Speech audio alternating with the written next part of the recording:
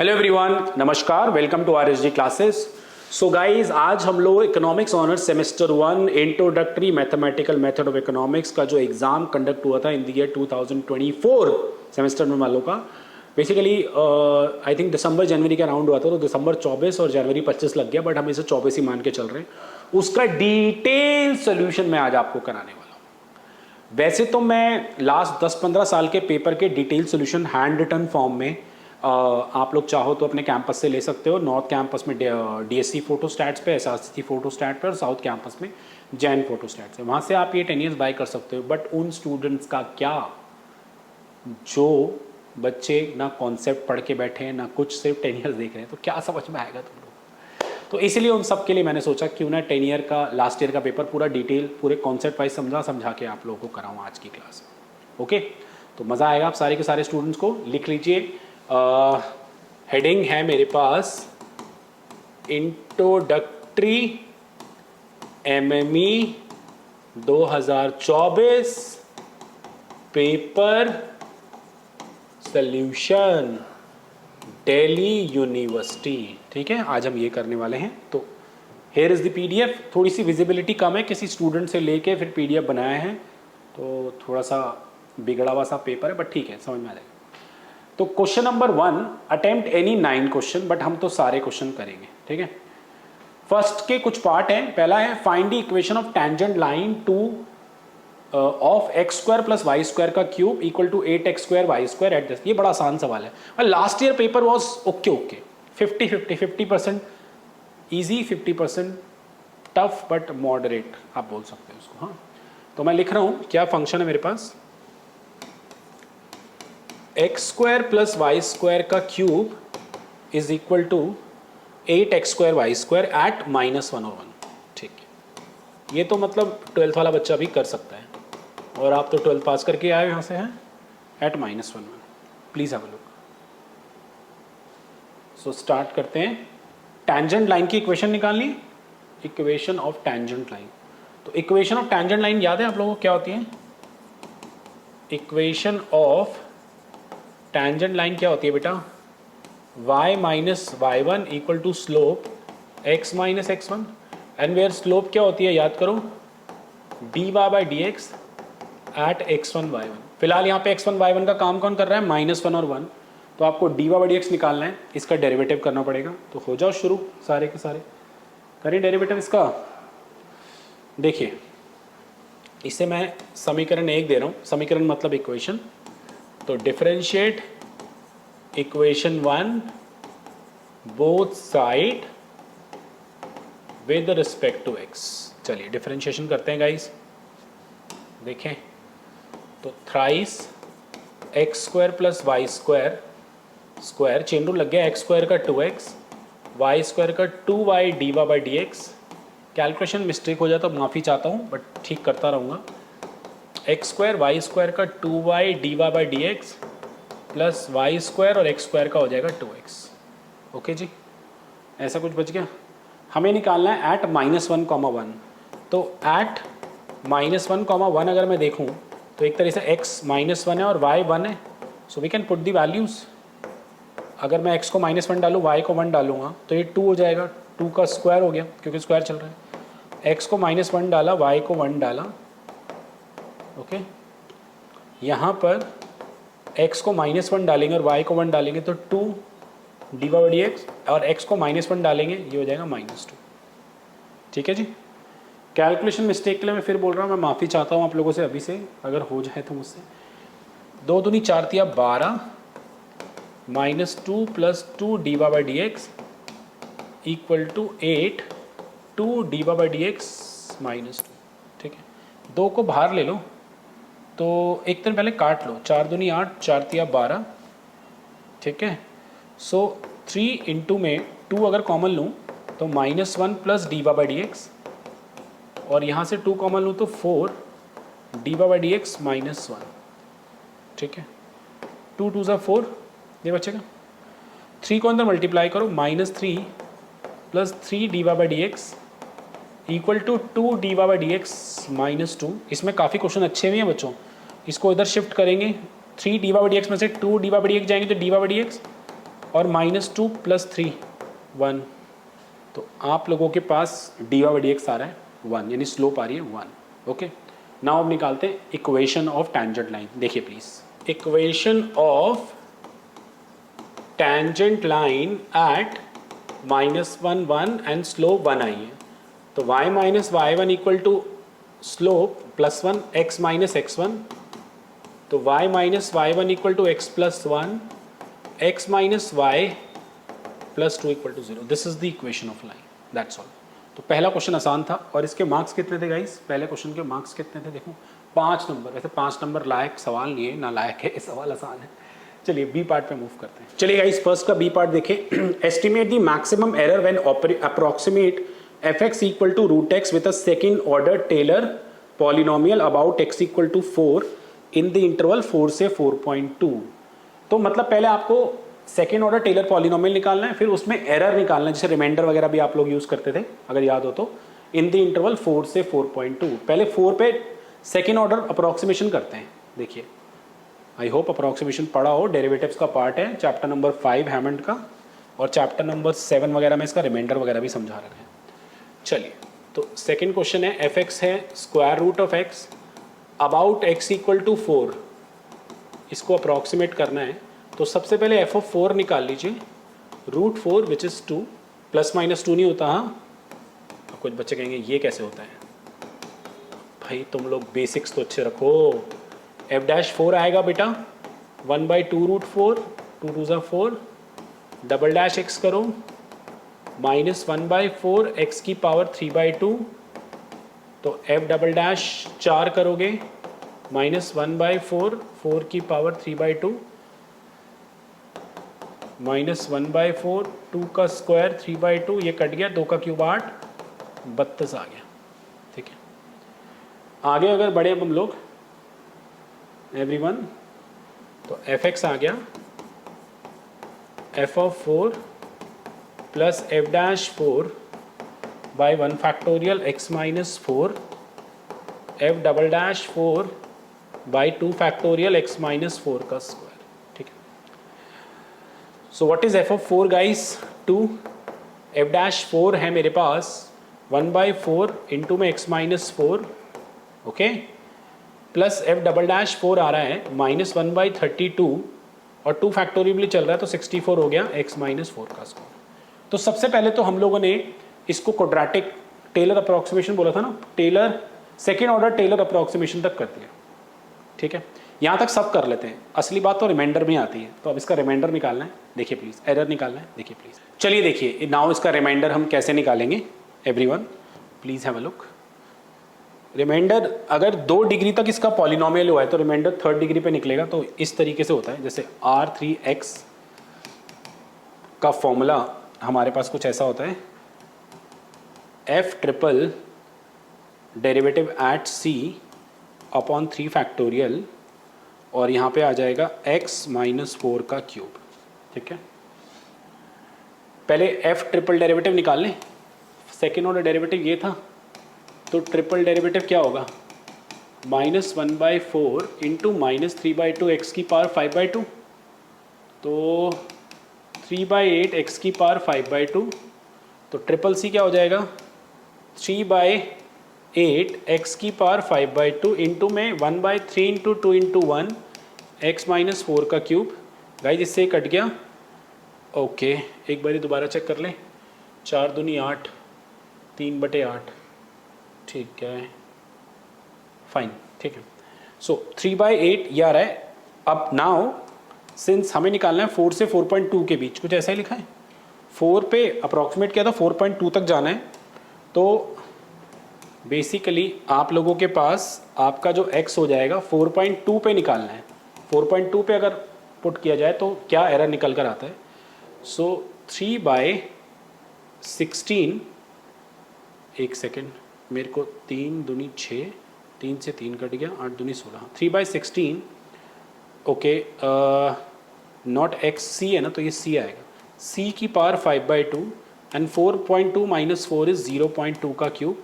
For all याद करो, ये 0 से x होता था जब 0 पर अप्रॉक्सीमेट होता था, अब हो जाएगा c होगा 4 से 4.2 के बीच।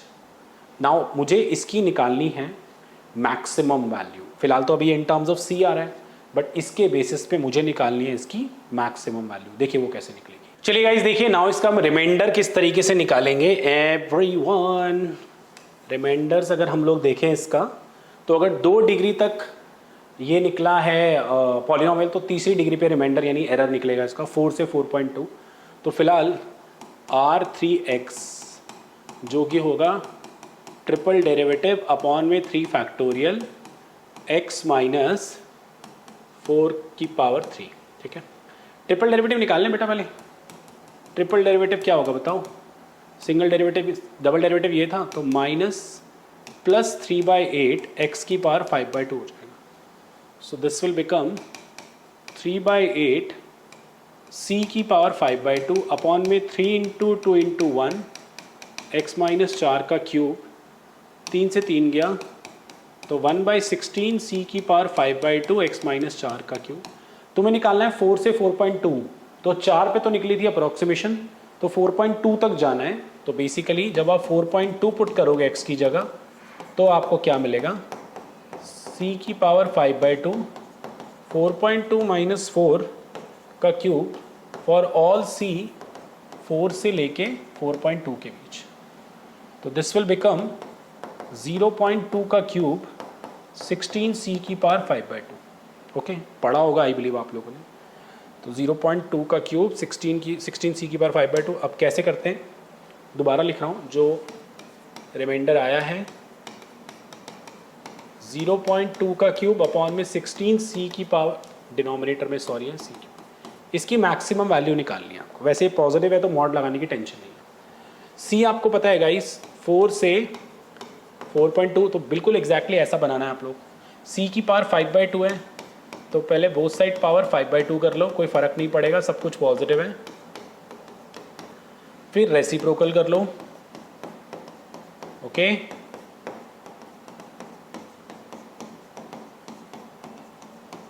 ठीक है। फिर 16 से कर लो मल्टीप्लाई 1/16 और 0.2 क्यूब बाय 16 से मल्टीप्लाई कर लो।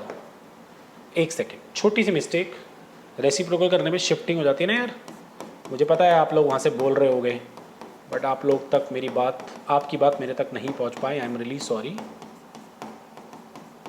ठीक है, तो 0.2 का क्यूब बाय 16 4.2 की पावर 5/2, 0.2 का क्यूब बाय 16 4.2 की पावर 5/2, 0.2 का क्यूब बाय 16 4, ओहो नॉट 4.2, एक सेकेंड, 16c की पावर 5/2 एंड 16 4 की पावर 5/2। तो ये 4 की पावर, ये 2 का स्क्वायर 2 की पावर 5 हो जाएगा, ये 2 की पावर 5 और ये 2 की पावर 4, 2 की पावर 9 हो जाएगा, है ना। और ये रिमाइंडर बन चुका है। तो फिलहाल इसकी मैक्सिमम वैल्यू ये आ रही है ना, तो maximum value of R3 4.2 is equal to 0.2 का क्यूब अपॉन में 2 की पावर 4, 2 की पावर 5, 2 की पावर 9। ठीक है, और इसको वैसे आप कर सकते हो 2 क्यूब बाय 10 क्यूब 1/2 की पावर 9, तो 1/10 क्यूब 2 की पावर 6 बच जाएगा। दैट्स ऑल, खत्म। Okay, this is the final answer. कोई कैलकुलेशन मिस्टेक हो तो मैं आप लोगों से क्षमा चाहता हूँ, बाकी दिस इज द वे। बच्चों बहुत आता है अप्रॉक्सीमेशन, दबा के पूछता है एग्जामिनर। ओके, चलिए, तो मेरे ख्याल से फर्स्ट के दोनों पार्ट हो चुके हैं। Now moving to the question number 2, देखिए प्लीज। चलिए गाइस, सेकंड क्वेश्चन देखते हैं। Consider the function f(x) equal to 3 की power x, prove that for all real number x1 x2 this should be the case. ये थोड़ा सा ना statistics से रिलेट करता हुआ सवाल है, मैं बता देता हूँ। एक सेकेंड, सेकेंड का a, f(x) आपको दे रखा है 3 की पावर x। सो आपको 3 की पावर x1 3 की पावर x2 को लेके ये रिलेशनशिप बनाने। ध्यान से देखें, अगर आप f(x1) निकालेंगे तो 3 की पावर x1 आएगा, आप f(x2) निकालेंगे 3 की पावर x2 आएगा। गाइस, अगर x1 x2 नेगेटिव भी हो तो भी कोई फर्क नहीं पड़ता, बट 3 की पावर x1 और 3 की पावर x2 पॉजिटिव होंगे, तो इन्हें लेट कर लो। Let us suppose a and b। ठीक है, अगर आप थोड़ा ध्यान दो तो ये 3 की पावर x1 3 की पावर x2 बाई 2, तो ये इसका अर्थमेटिक मीन निकला हुआ है और कुछ इस तरीके से ये ज्योमेट्रिक मीन होता है। आई नो बच्चों ये आप लोगों ने नहीं पढ़ा हुआ और दे दिया एग्जाम में, बट ठीक है, नो वरी, हजम कर लेते हैं। Let's have a look. तो arithmetic mean is always greater than equal to geometric mean, ये एक प्रॉपर्टी होती है। अर्थमेटिक मीन होता है आप लोगों के पास a और b का a plus B by 2 which is 3 की पावर x1 प्लस 3 की पावर x2 बाई 2, और ज्योमेट्रिक मीन जो होता है वो होता है square root of A B. ये प्योरली स्टैट्स क्वेश्चन है। तो ये हो गया 3 की पावर x1 प्लस x2, और बच्चों स्क्वायर रूट चल रहा है तो ये स्क्वायर रूट ओवरऑल 1/2 कर देंगे इसको। सो 3 की power x1 plus x2 by 2। तो now this is the general condition जो हर पॉजिटिव नंबर के साथ होल्ड करती है। जो अर्थमेटिक मीन होता है वो ज्योमेट्रिक मीन से बड़ा या बराबर होता है। तो this should be greater than equal to this, always occur, hence proved. कुछ बच्चों ने इसमें x1 x2 को कुछ भी रियल नंबर लेके सॉल्व करने की कोशिश की थी, वो भी काफ़ी हद तक इसको कर पाए थे। ओके, बट वैल्यूज़ कितनी रख लोगे ऐसे, तो पागल हो जाओगे। चलिए गाइस थर्ड क्वेश्चन में मूव करते हैं। क्या कह रहा है, थोड़ा टेढ़ा हो रखा है। Suppose that the function fx is convex, show that restriction on the parameter a and b so that gx is also convex, even f is not differentiable। तो नॉन डिफरेंशियबिलिटी में अगर कॉन्केविटी और कॉन्वेक्सिटी प्रूव करनी हो तो क्या करते हैं हम, जेनसेंस इनइक्वालिटी। ओके, तो जेनसेंस इनइक्वालिटी का लिंक मैं वीडियो के डिस्क्रिप्शन में लगा देता हूँ। आप जेनसेंस इनइक्वालिटी का पार्ट 2 जब देखेंगे ना गाइज, तो आप लोगों को इस क्वेश्चन का सोल्यूशन मिल जाएगा। शायद क्वेश्चन नंबर 4 या 5 होगा जो मैंने पूरा का पूरा कराया हुआ है। ओके, तो अब मैं I am not doing this third का ए बिकॉज ये वहाँ पर है, तो जाइए और थोड़े व्यूज़ बढ़ाइए सेकेंड वीडियो के लिए। चलिए गाइस, नाउ थर्ड का बी कह रहा है हमें सॉल्व फॉर एक्स करना है बेटा। मैं क्वेश्चन लिख देता हूँ आप लोगों के लिए, देखिए थर्ड का बी, ये तो आप खुद भी कर सकते हो, लोगैरिथम वाला है। 1 plus 2 log base 4 x plus 1 is equal to 2 log x to the base 2, 2 log x to the base 2। ठीक है, ये सवाल है। यहाँ पे बेस 4 है, यहाँ पे बेस 2 है, तो कोशिश करा करो बेस एक जैसा बना लो। तो मैंने क्या किया, मैंने इसको बेस 2 बना लिया और कुछ इस तरीके से इसको लिख लिया। शायद बेस चेंज फॉर्मूला कुछ बच्चे जानते हो। इधर बेस 2 ये x स्क्वायर कर लो। Now if you all agree guys, denominator में ये जो 4 है 2 का स्क्वायर हो जाएगा। ओके,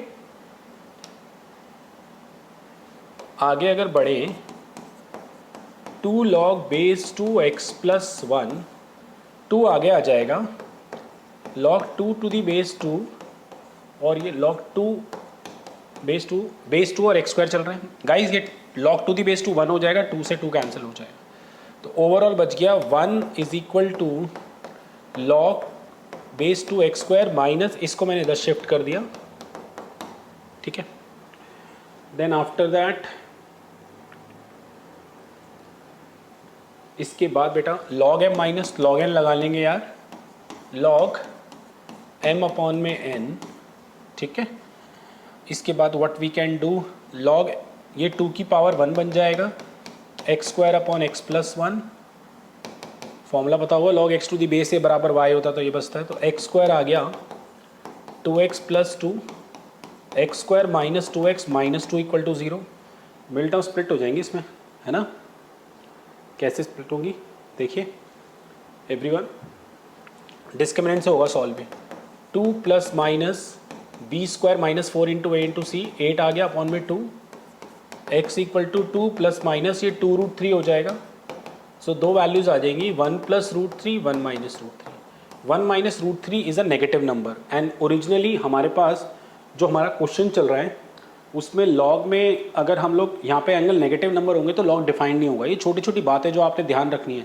आपको लगता है हम तो कर आए थे, बट हमारा गलत कैसे कर दिया और कम नंबर कैसे आ गए। तो मैं अपने स्टूडेंट्स को पढ़ाता हूँ हमेशा, जब भी लॉग के क्वेश्चन इक्वेशन सॉल्व करो, what ever final answer is coming out, उस फाइनल आंसर को ओरिजिनल फंक्शन में पुट करके देखो, लॉग का एंगल नेगेटिव नहीं बनना चाहिए। तो ये वैल्यू डालने से, क्योंकि ये नेगेटिव नंबर आ जाएगा, लॉग का एंगल नेगेटिव हो जाएगा और नेगेटिव पे लॉग डिफाइंड नहीं होता, तो इसलिए this is the answer. Okay, चलिए guys, now next I am moving to question number 4। ये अपने आप में एक बड़ा सवाल है जो कि आया हुआ है 10 नंबर का तो होगा कम से कम। देखो एक बारी, फोर्थ क्वेश्चन है, 10 नंबर होगा, श्योर होगा, क्योंकि 9 क्वेश्चन करने हैं ना, तो 90।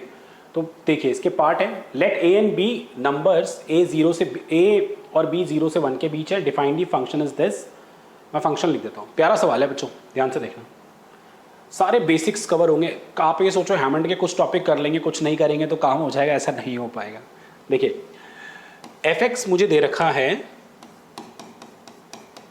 b की पावर x माइनस ए की पावर x। a जो है b से छोटा है और दोनों 0 से 1 के बीच में, और x जो डिफाइंड है वो 0 से इंफिनिटी के बीच में डिफाइंड है। ओके जी। Does the extreme value theorem guarantee the existence of maximum and minimum for this function? तो लिमिट डाल के पता लगेगा।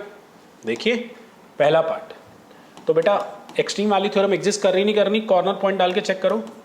f ऑफ 0 पुट करोगे, so you are getting 0, 1 minus 1 0। और जब इन्फिनिटी पुट करोगे इस तरीके से, तो क्या आएगा, b की पावर इन्फिनिटी माइनस में a की पावर इन्फिनिटी। और अगर थोड़ा सा ध्यान दो, a और b दोनों के दोनों 0 से 1 के बीच है, और 0 से 1 के बीच की पावर इन्फिनिटी क्या होती है बेटा? शाबाश, मतलब मैंने एम ही शाबाश बोल दिया, शायद कुछ बच्चों को तो पता होगा, 0 तो ये भी 0 0, ये भी 0 आ रहा है। हाँ, तो it means since at corner points function reaches to some finite value, या function reaches to 0, finite value, hence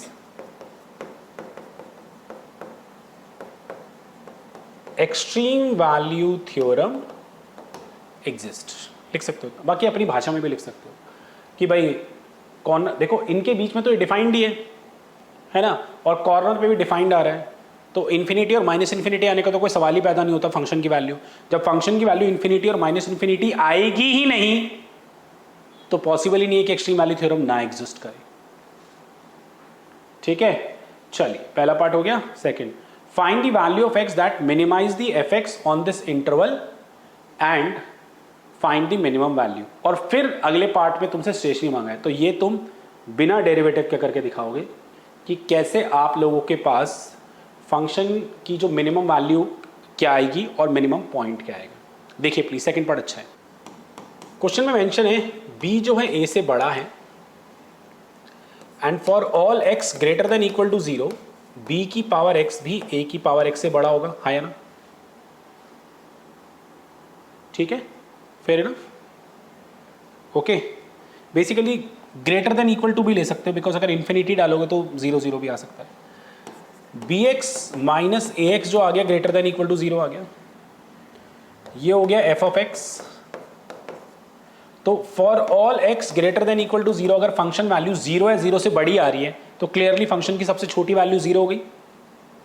cool है जी। तो minimum value of function is 0। अब मुझे बताओ, ये फंक्शन की अगर मिनिमम वैल्यू 0 है तो ये किस x पे आ सकती है? तो bx इक्वल टू ए की पावर x, ये दोनों कब इक्वल हो सकते हैं? When x equal to 0 then bx equal to a की पावर x, है ना? b की पावर 0 ए की पावर 0 1 हो जाएगा। ठीक है, फेयर इनफ, क्लियर है? तो x equal to 0 is the minimum point and 0 is the minimum value. Okay, चलिए थर्ड पार्ट पे आते हैं बच्चों। Show that this function has single stationary point x star, जिसमें ये कंडीशन होल्ड करेगी। चलिए जी, now let's moving to the stationary point. Third part, f(x) आपको गिवन है बेटा b की पावर x माइनस a की पावर x। स्टेशनरी निकालना है तो डेरिवेटिव करना पड़ेगा। तो when we differentiate this will get b की power x log b, a की power x log a। For stationary point आप पुट करो f डैश x को 0 सो b की power x log b, a की power x log a equal to 0, b की power x log b is equal to a की power x log a, b की power x by a की power x log a upon में log b। यही पूछा है क्या? Yes. Log से लॉग मत काट देना, हाँ कहीं कुछ बवाल कर दो। अरे अरे अरे। सो फाइनली इसको मैं ऐसे भी लिख सकता हूँ, देखें सारे, b बाई ए की power x is equal to log a upon में लॉग b। x निकालना है तो assume for some x equal to x star if above equation होल्ड, देन कोई ना कोई ऐसा x होगा जिस पे होल्ड कर रही होगी, इसे x स्टार मान लिया, तो ये आ गया b by a x star is equal to log a by log b. यही प्रूव करना था बेटा। आपको x निकालना नहीं है, बस बताना है किसी x equal to x star पे ये होल्ड करेगा, तो हमने बता दिया अच्छे से। इसका लास्ट पॉइंट है सबसे बढ़िया और सबसे तगड़ा, कह रहा है without calculating the value of x star show that the function attain a maxima at x star by using first derivative test around it. चलिए जी, बिना डिफरेंशिएट के, जीरो तो मिनिमम मिल गया, वो कॉर्नर पॉइंट से मिल गया, बट मैक्सिमम बताना है x स्टार होगा। तो f डैश x क्या आया मेरे पास, bx log b minus ax log a। जब इसे जीरो पुट किया था तो x equal to x star जो स्टेशनरी पॉइंट आया था उस पर क्या कंडीशन आई थी, b बाय ए की power x is equal to log a by log b, basically this. तो अगर मुझे फर्स्ट ऑर्डर डेरिवेटिव टेस्ट है x स्टार को मैक्सिमा बताना है बेटा, तो बेसिकली मुझे क्या करना होगा, प्लीज देखिए,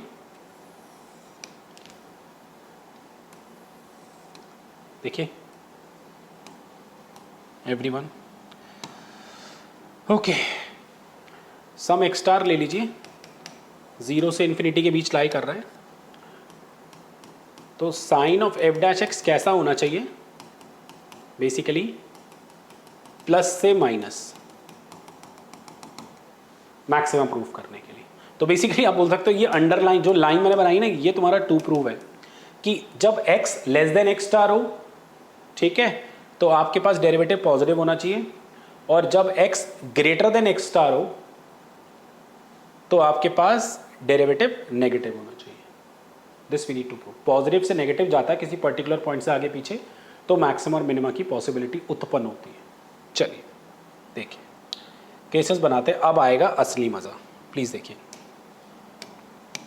तो मैं सबसे पहले f डैश एक्स को पॉजिटिव लेके चल रहा हूं और देखता हूं क्या f डैश एक्स पॉजिटिव उस x पे आ रहा है जिस पे x less then x star है। देखिए केस वन, अज्यूमिंग, हलवा समझा तुमने, इकोनर्स को हैं, ऐसे हो जाएगी। सो b बाई ए एक्स, नहीं ऐसे नहीं करते, थोड़ा और तमीज से करेंगे, b की power x log b minus a की power x log a greater than 0। अब देखो यहाँ पर कितनी इंपॉर्टेंट बात है। सो b की पावर x log b, ठीक है, लेस देन a की पावर x log a हो जाएगा। या थोड़ी ज़्यादा जल्दबाजी हो गई है ना बच्चों, अभी तो शिफ्ट करा है, आई एम सॉरी, अभी तो ग्रेटर देन रहने दो, ठीक है। अब सुनो ध्यान से, आपके पास गिवन है दैट ये कंडीशन है, यानी ये श्योर है कि a जो है वो भी 0 से 1 के बीच है और b भी जो है वो भी 0 से 1 के बीच है, फिर है ना। तो अगर a और b 0 से 1 के बीच है ना, तो 0 से 1 के बीच में जो लॉग वैल्यूज होती है ना वो हमेशा नेगेटिव होती है, ध्यान रखना, ये सबसे ज़रूरी बात। लॉग का एंगल अगर 0 से 1 के बीच में होता है तो लॉग की जो वैल्यूज आती है वो हमेशा नेगेटिव आती है, भूलना मत बच्चों। तो फाइनली अगर ये दोनों नेगेटिव वैल्यूज़ हैं और मैं नेगेटिव को इधर शिफ्ट कर रहा हूँ, तो क्या सारे बच्चे मेरी बात से एग्री करेंगे, साइन उल्टा हो जाएगा, फेयर इनफ, ठीक है। चलिए देखिए, फाइनली मेरे पास बच रहा है b बाई ए की power x less than log a by log b. तो f dash x greater than 0 तब होगा जब b by a x less than log a by log b होगा। तो अब x क्या पुट करें जिससे b बाई ए एक्स इससे छोटा हो जाए। अब और ध्यान से देखो everyone, we know that for x equal to x star b by a x star is equal to log a by log b. Fair enough. हमें प्रूव करना है कि फर्स्ट ऑर्डर डेरिवेटिव पॉजिटिव का आएगा जब x less than x star होगा। ध्यान से सुनना बच्चों, आप लोगों को पता है b जो है a से बड़ा है। अगर b a से बड़ा है, बेशक वो 0 पॉइंट समथिंग है, मान लो अगर b 0.5 है तो a 0.5 से छोटा हो जाएगा, 0.4 हो गया, तो b बाई a जो होगा वो हमेशा 1 से बड़ा होगा, है ना। यहाँ पे भी लिख लेना, b बाई a जो है हमेशा 1 से बड़ा है। फेयर इनफ, ठीक है। और इधर अगर आप लोग आ जाओ x स्टार पे आ जाओ, x equal to x star पे ये दोनों के दोनों इक्वल हैं, but for x less than x star what could be the possibility. ध्यान से देखना बच्चों, जैसे मान लो ये भी एक पॉजिटिव नंबर ही है, ठीक है, और अगर ये b बाई ए 1 से बड़ा है, जैसे ऐसे सपोज करो b by a x star is equal to log a by log b, तो इक्वल टू है और ये 1 से बड़ा है, तो 1 से बड़े की पावर एक्स स्टार भी पॉजिटिव नंबर है, तो 1 से बड़े की पावर पॉजिटिव नंबर या तो वही नंबर आती है, मतलब 1 से बड़ी आती है। ऑल आई कैन से, दोबारा सुन लो, b बाई ए 1 से बड़ा है, b बाई ए 1 भी 2 है, 3 है, 2.5 है, 3.5 है, और इसकी पावर जो है पॉजिटिव है। तो इसकी पावर अगर आप लोगों के पास पॉजिटिव होगी, तो पॉजिटिव होने का मतलब क्या है कि अगर आप कोई भी पॉजिटिव नंबर पुट करेंगे यहाँ पे तो कंक्लूजन भी पॉजिटिव आएगा, और ये भी आपके पास पॉजिटिव है। इंस्पाइट ये दोनों नेगेटिव है, बट नेगेटिव बाय नेगेटिव तो पॉजिटिव ही हो गया, ठीक है। देख लो बच्चों, मैं फाइनल कंक्लूजन पे आ रहा हूँ। तो अगर आप लोगों के पास ये वाली टर्म 1 से बड़ी है जिसकी power x star which is equal to log a by log b आ रही है, तो अगर एक्स स्टार से पीछे का नंबर इसमें पुट करेंगे, एक्स स्टार से पीछे का नंबर इसमें पुट करेंगे, मैं तुम्हें ना और छोटा एग्जाम्पल, मान लो 4 की power x is equal to some positive number है, मान लो 4 ही ले लो, चलो ऐसी एग्जाम्पल मैंने ले लिया। मान लीजिए x इक्वल टू 1 पे 4 की पावर 1 इक्वल टू 4 आ गया, ओके। और x लेस देन 1 पे what is going to happen, tell me. x less than 1 पे अगर 1 से छोटा नंबर इसमें पुट करोगे तो वो 4 का क्यूब रूट स्क्वायर रूट कुछ ऐसा हो जाएगा, तो ये वाली टर्म इससे छोटी आ जाएगी। सिमिलरली अगर x इक्वल टू 1 पे 4 इक्वल टू 4 है और 1 से बड़ी वैल्यू पुट करोगे, मान लो 1.4 1.2 2 डालोगे तो ये बड़ा आएगा। तो आप थोड़ा ध्यान लगाओ, ये जैसे 1x स्टार की तरह काम कर रहा है, और x की वैल्यू जब x स्टार से छोटी है तो ये वाली टर्म इससे छोटी है, x की वैल्यू जब x स्टार से बड़ी है तो ये वाली टर्म इससे बड़ी है। तो हम यहीं पे आ जाए, ध्यान से देखें।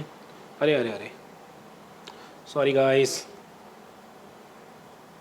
कहाँ गए, अरे यार क्वेश्चन ये रहा। तो for x less than x star, जब x less than x star होगा तभी ये कंडीशन होल्ड होगी ना बेटा, याद करो x लेस देन 1 था तभी कंडीशन होल्ड करती, क्योंकि ये 1 से बड़ा है। मीन्स आप चाहो तो एग्जामिनर को एग्जाम्पल लेके दिखा देना, b by a x should be less than log a by log b, यही प्रूफ करना था। जब मैं f डैश एक्स को ग्रेटर देन 0 लेके चला तो f डैश एक्स को ग्रेटर देन 0 रख के मुझे ये मिला, this should be less than equal to this. मैंने पाया x equal to x star पे तो ये इक्वल है, but x less than x star पे ये कंडीशन होल्ड करेगी। तो इंक्रीजिंग जो मैं चाह रहा था, फर्स्ट ऑर्डर डेरिवेटिव पॉजिटिव मैं चाह रहा था, वो मेरा कब होल्ड करा बेटा, वो मेरा जब होल्ड करा जब x less than x star है, क्योंकि जो मैं पॉजिटिव चाह रहा था उस पॉजिटिव से मुझे एक ये कंडीशन मिली, और ये कंडीशन कब होल्ड कर रही है, जब x less than x star है। क्लियर है। तो x less than x star पे डेरिवेटिव है पॉजिटिव। नाउ केस टू में अगर मैं f डैश एक्स को नेगेटिव लेके चलूं तो bx log b minus ax log a should be negative. मुझे पता है काफ़ी बच्चे जिनके बेसिक हिले हुए हैं उनके बेसिक पूरे हिल गए होंगे, बट कुछ बच्चों को बहुत मज़ा भी आया होपफुली। सो bx बाय ए एक्स, ये साइन उल्टा हो जाएगा, क्यों? क्योंकि ये दोनों माइनस के हैं तो ये इधर आ गए। सो बी बाय ए की power x should be greater than equal to log a by log b. अब बताओ x equal to x star पे तो ये दोनों इक्वल है ना, ठीक है। और x greater then x star पे ये जो b बाय ए एक्स है वो इससे बड़ा आ जाएगा ना बेटा, क्योंकि एक से बड़ा नंबर है। तो एक से बड़ा नंबर है और यहां पे पॉजिटिव है, तो किसी पॉजिटिव पे ये दोनों इक्वल हैं, ठीक है। दो पॉजिटिव नंबर किसी पॉजिटिव एक की पॉजिटिव पावर पे इक्वल है, तो अगर इसकी वैल्यू उससे बड़ी होगी तो ये बड़ा हो जाएगा। तो नेगेटिव पे मैं ये कंडीशन पे आया था, तो इसका मतलब ये कंडीशन मुझे x greater then x star पे ये कंडीशन है, इस पे ये कंडीशन है, यानी ग्रेटर देन एक्स स्टार पे डेरिवेटिव नेगेटिव हो गया। तो इट मीन्स जो मैं प्रूव करना चाह रहा था कि एक्स स्टार से पहले डेरिवेटिव पॉजिटिव होगा, एक्स स्टार के बाद डेरिवेटिव नेगेटिव होगा, तब भी एक्स स्टार मैक्सिमा होगा। That's all, thank you. चलिए गाइस, फिफ्थ का ए पार्ट देखेंगे सारे के सारे। Let f x be a continuous function on 0 1, show that if fx is lying in between -1 to 1 for all x belongs to 0 1, then there exists c such that f of c square equal to c. This is a very good question, IVT से relate करता हुआ सवाल है। देखिए please, function continuous है and show that अगर ऐसा ऐसा है then exist this this this, ठीक है। ध्यान से देखो, फिफ्थ का a, f x is continuous on, किस पे कॉन्टिन्यूस है जी? 0 1, ठीक है। और एफ एक्स की वैल्यू जो है वो -1 से 1 के बीच है। हमें प्रूव करना है कम से कम कोई एक ऐसा c लाई करेगा जिसपे 0 से 1 के बीच इंक्लूडिंग 0 1, जिसपे f of c square c के इक्वल होगा, एफ ऑफ सी स्क्वायर। तो हमें अभी तक f x equal to something 0 prove करते थे, f x equal to x prove करते थे। अब एफ एक्स का स्क्वायर इक्वल टू कुछ प्रूव करना है, तो एफ एक्स का स्क्वायर, अगर एफ एक्स की रेंज इतनी है तो एफ एक्स के स्क्वायर की रेंज क्या होगी? 0 से 1। अब कुछ बच्चे इसी में परेशान हो जाएंगे, सर स्क्वायर करके कैसे 0 से 1 आ गया? यार एक बात बताओ यार, तुम लोग ऐसे मत करो, -1 -0.9 ऐसे ऐसे नंबर चल रहे हैं, तो इन सबका स्क्वायर करोगे तो सबसे छोटा नंबर 0 रह जाएगा और सबसे बड़ा नंबर 1 रह जाएगा। That is all. तो हमारा 2 प्रूव है एक तरीके से कि एटलीस्ट 1c बिलोंग्स टू 0 से 1 such that f of c का whole square equal to c। ऐसा है क्या? हाँ। तो देखिए, जब अभी तक ना तुम ना IVT में इक्वल टू 0 लेकर आते थे, बट इक्वल टू कोई भी नंबर लेकर आना है ना, तो हमेशा एक पैटर्न फॉलो करो, फंक्शन को ना इसी फॉर्म में बना लो। कैसे? लेट कर लो hx को f ऑफ x का होल स्क्वायर माइनस x। अगर यहाँ f of c square equal to c plus 1 होता तो f ऑफ x का स्क्वायर माइनस ब्रैकेट में x प्लस 1 ऐसे ले लेंगे। अब भाई x इसकी डोमेन 0 से 1 के बीच में है, तो ये भी 0 से 1 के बीच में लाई करेगा, कोई टेंशन ही नहीं है ना यार, कोई टेंशन नहीं है। तो नाउ कॉर्नर पॉइंट पुट करो, h ऑफ 0 डालोगे तो f ऑफ 0 का स्क्वायर माइनस पे 0, दिस इज f ऑफ 0 का स्क्वायर, ठीक है। और h ऑफ 1 डालोगे, f ऑफ 1 का स्क्वायर माइनस में 1। अब प्लीज जरा ध्यान दो, जो f ऑफ x है फॉर 0 से 1, अगर x 0 से 1 के बीच है इंक्लूडिंग 0 1, तो fx का स्क्वायर हमेशा पॉजिटिव है बट 0 से 1 के बीच है, ठीक है। तो ये पॉजिटिव है, मतलब एक तरीके से ये टर्म 0 से 1 के बीच लाई कर रही है, कुछ भी हो सकती है, कोई टेंशन नहीं है। तो मुझे बताओ, अगर सिमिलरली f ऑफ 1 का स्क्वायर भी 0 से 1 के बीच लाई करेगी, मतलब f ऑफ x का स्क्वायर 0 से 1 के बीच में, अगर x 0 से 1 के बीच है इंक्लूडिंग 0 1, फाइन। तो f ऑफ 1 का स्क्वायर भी अगर 0 से 1 के बीच में लाई करेगा इंक्लूडिंग 0 एंड 1, तो ये वाली टर्म नेगेटिव हो जाएगी। भाई अगर मान लो ये 0 आता है तो नेगेटिव, ये 1 आता है तो ये 0, और अगर ये 0 से 1 के बीच में कुछ भी आता है तो उसका स्क्वायर भी 0 से 1 के बीच हो जाएगा बेटा, तो -1 करेंगे तो नेगेटिव आ जाएगा। तो h ऑफ 0 आ रहा है पॉजिटिव और h ऑफ 1 आ रहा है नेगेटिव, है ना बेटा। तो हम क्या बोलेंगे, using IVT we say there exist at least one c belongs to 0 से 1 इंक्लूडिंग दिस, क्योंकि इक्वल टू भी आ रहे हैं, such that h of c equal to 0। तो h of c equal to 0 है, एच ऑफ एक्स ये है, तो एच ऑफ सी क्या होगा बेटा, एफ ऑफ सी का square minus c equal to 0, hence f of c का square equal to c. Fantastic question, okay, thank you. मुझसे ना पूछा था, मतलब मैं कॉलेज का नाम नहीं ले रहा, एक बच्ची ने मुझसे पूछा था पेपर से पहले, सर हमारी मैम ने इंटरनल में दिया था क्वेश्चन, तो उसने मुझसे करवा लिया था ये सवाल, तो वो तो पूरा जल्दी लपेट कर आ गई हुई अच्छे से, ओके थैंक यू। चलिए गाइस, फिफ्थ का बी पार्ट देखेंगे सारे के सारे। क्या कह रहा है, a student choose the number of hours x greater than equal to 0 to attend tuitions. The cost of x hours of the tuition is cx, where c is differentiable and convex function. She wishes to maximize some hx term मान लो, which is equal to g of pi x cx, where pi is the probability of passing when she attend x hours of tuition, assuming that pi is differentiable concave function and g is increasing, okay, increasing differentiable and concave function. Write down the first order condition for an interior solution. Interior solution मतलब वही derivative वाला जो है, solution x star greater than 0 for this problem. तो मैं लिख रहा हूँ यहाँ पे क्या क्या गिवन है, देखिए फिफ्थ का बी। तो गिवन है कॉस्ट जो है कॉनकेव कॉन्वेक्स है शायद, है ना पहला। सेकंड है जो पाई वाली टर्म है वो क्या हमारे पास डिफरेंशिएबल एंड कॉनकेव है, ठीक है, कॉनकेव है।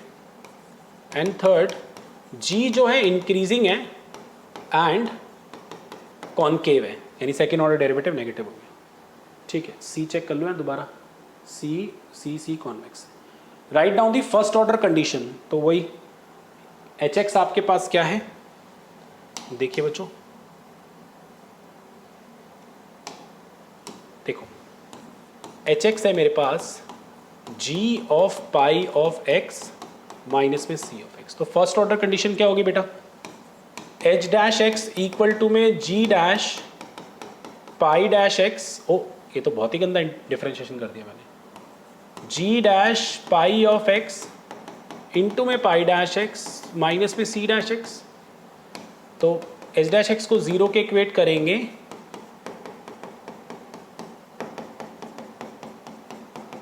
ये आ जाएगा। अब भाई ये हर किसी के लिए तो होल्ड नहीं करेगा, assuming for some x equal to x star above equation hold.